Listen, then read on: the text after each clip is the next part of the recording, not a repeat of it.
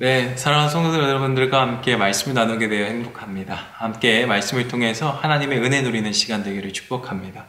우리는 계속해서 고린도후서 3장의 이야기를 함께 살펴보고 있습니다. 고린도후서 3장은 바울이 새 언약, 그러니까 새로운 언약 가운데 있는 일꾼에 대한 이야기들을 함께 나누고 있었는데요. 오늘 본문의 이야기를 찬찬히 한번 살펴보신다면 성경 구절이 생각보다 그렇게 잘 읽히지 않는다는 생각을 하실 것 같습니다. 율법, 모세, 그리고 영광이라는 단어 등등등이 생각보다 쉽지만 어렵다라고 생각되는 단어들과 문장들이 우리의 성경 해석을 조금 어렵게 하는 것 같은데 함께 찬찬히 살펴보기를 원합니다.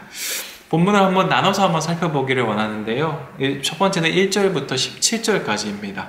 바울은 율법과 영의 직분의 영광을 비교하고 있습니다. 그러니까 율법의 영광과 그러니까 의의 직분의 영광, 이 두 가지를 비교하고 있는데요. 7절과 9절에서는 율법과 정죄하는 직분까지도 영광이 있다 이야기합니다. 율법 안에도 하나님의 영광이 있었고 율법이 하는 그 행동이었던 정죄하는 그 자체에서도 하나님의 영광이 있었다라고 얘기합니다. 이거는 이 시대 배경을 조금 알면 좋은데요. 고린도 교회 지금 성도들은 유대인들에게 의해서 혼란을 경험하고 있었습니다. 유대인들이 율법이 우선돼야 된다라고 이야기를 하고 있었던 그런 시대 가운데서 바울은 지금 그 율법조차에서도 하나님의 영광이 있었다 이야기합니다. 하지만 그 영광은 너무너무 미약하고 하나님의 영광에서 아주 적은 부분을 담고 있다. 오늘 본문이 그렇게 얘기하고 있죠. 바울은 유대인들의 주장에 대해서 율법에도 하나님의 영광이 있었지만 그 영광보다 지금 우리가 있는 예수 그리스도를 믿는 이 새로운 언약, 새 언약의 시대에 살아가는 사람들의 영광은 더 크다 이야기하고 있습니다. 요약하자면 똑같은 하나님의 영광에서 모든 것들이 시작되었지만 율법의 영광은 너무나도 좁은 그러한 영광이었지만 새 언약의 영광은 그 하나님의 영광 그 자체였다. 오늘 본문이 그렇게 이야기하고 있죠.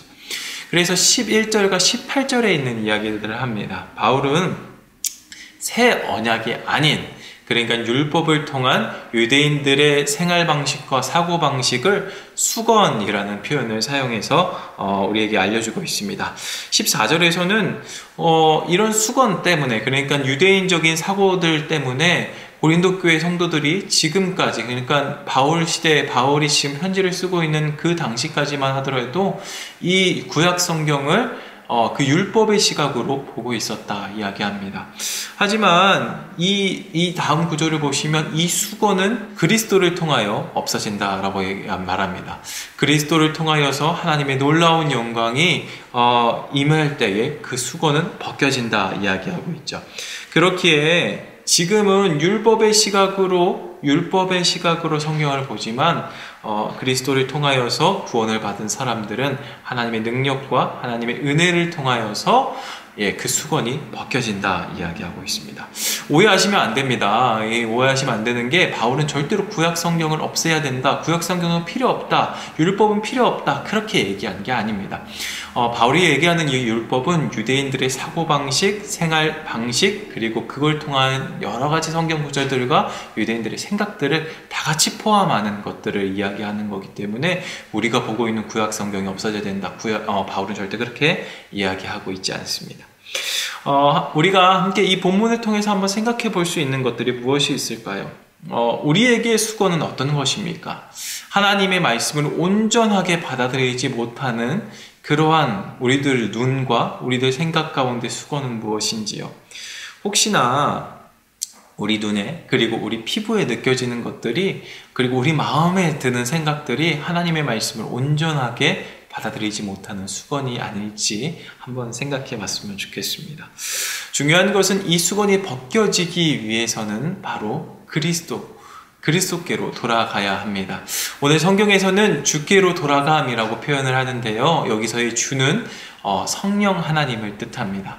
우리가 성령 하나님의 도움을 구하며 말씀을 하나님의 말씀으로 온전히 받아들일 수 있게끔 의지하는 태도가 바로 주께로 돌아감이라는 표현입니다. 그래서 본문은 마지막으로 우리에게 이렇게 권면합니다. 18절인데요.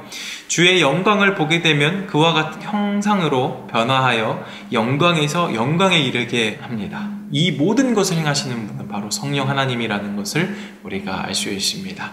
성령 하나님을 의지함으로 말씀을 보게 되면 우리 가운데서 말씀을 제대로 보지 못하게 만드는 수건들이 벗겨지게 되고, 이 수건이 벗겨지게 됨으로써 우리는 하나님의 형상으로 더욱더 만들어져 갈 수 있음을 오늘 본문이 이야기하고 있습니다. 성령 하나님을 의지함으로 말미암아 우리의 수건이 벗겨지기를 축복합니다. 성령께서 계신 곳은 자유함이 있습니다. 이 자유함은 말씀을 그대로 하나님의 말씀대로 듣고 행할 수 있는 자유함입니다. 이 자유함 안에 그리스도를 닮아 영광에 이르는 놀라운 성도들이 되기를 축복합니다.